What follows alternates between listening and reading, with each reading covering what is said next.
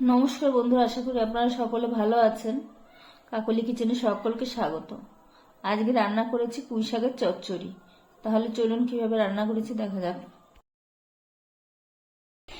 এখানে আমি পুঁই শাকের ডাঁটাগুলো কেটে রেখেছি, আর দুটো আলু কেটে রেখেছি, কুমড়ো কিছুটা আর একটা বেগুন ডুমো ডুমো করে কেটে রেখেছি। আর এখানে পুঁই শাকের পাতাগুলো, কচি ডাঁটাগুলো একসঙ্গে রেখেছি। নিয়েছি 2 চামচ সর্ষে আর 2 চামচ তিল আর দুটো কাঁচা লঙ্কা। সবগুলো আমি একসঙ্গে বেটে নেব। আপনাদের কাছে তিল না থাকলে শুধু সর্ষে বাটাও দিতে পারেন। কড়াইতে সর্ষের তেল গরম করতে বসিয়েছি। আমি এখন এর মধ্যে দিয়ে দিচ্ছি কিছুটা বড়ি। বড়িগুলোকে আমি লাল লাল করে বেজে নেব।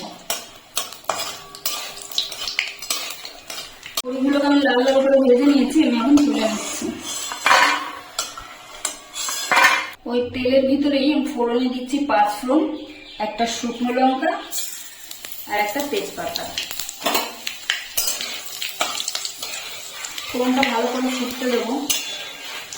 এখন আমি এর ভিতরে দিয়ে দিচ্ছি আলু।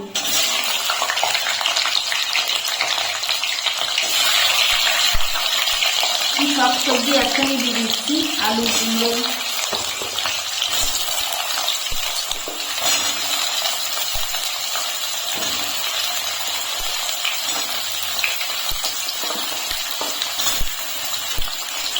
এইসবের ডাটাগুলো দিয়ে দিচ্ছি।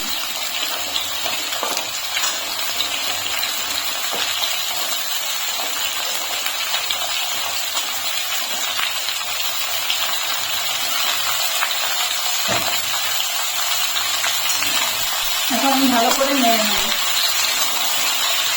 দিয়ে দিচ্ছি পরিমাণ মতন হলুদ,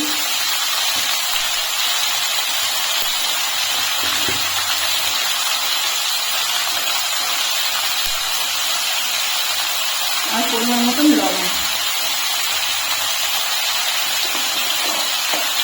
এখন এই সবজিটাকে একটু কষিয়ে নেব। সবজিগুলো আমি ভালো করে ভেজে নিয়েছি। এখন আমি শাকগুলো দিয়ে দিচ্ছি।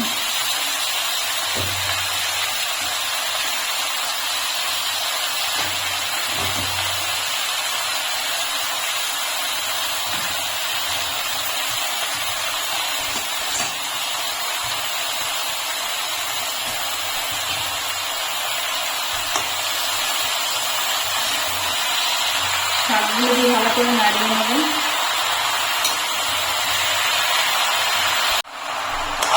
শাকগুলো ভালো করে মিশিয়ে নিয়েছি সবজির সঙ্গে। এখন আমি ঢাকা দিয়ে 5 মিনিটের জন্য রেখে দেবো। গ্যাসের ফ্লেমটা মিডিয়ামে রাখবো। এখন ঢাকাটা তুলে নিচ্ছি। পুঁই শাক থেকে অনেক জল বেরিয়েছে, আলাদা করে কোনো জল দেওয়া লাগবে না, এই জলেই সেদ্ধ হয়ে যাবে। এখন আমি দিয়ে দিচ্ছি ভাজা বড়ি আর কয়েকটা গোটা কাঁচা লঙ্কা, আর যে সরষে তিলটা বেটে রেখেছিলাম সরষে তিল বাটাটাও দিয়ে দিচ্ছি।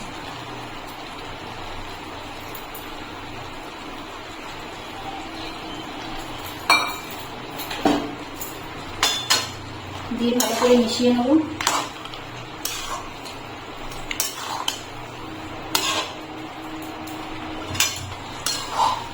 পুঁই শাকটা হয়ে এসছে।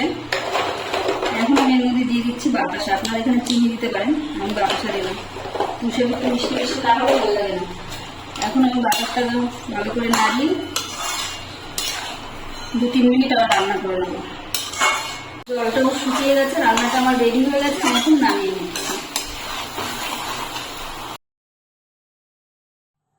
রেসিপিটা ভালো লাগলে একটা লাইক করবেন, সাবস্ক্রাইব করবেন এবং কমেন্টে জানাবেন কেমন হয়েছে।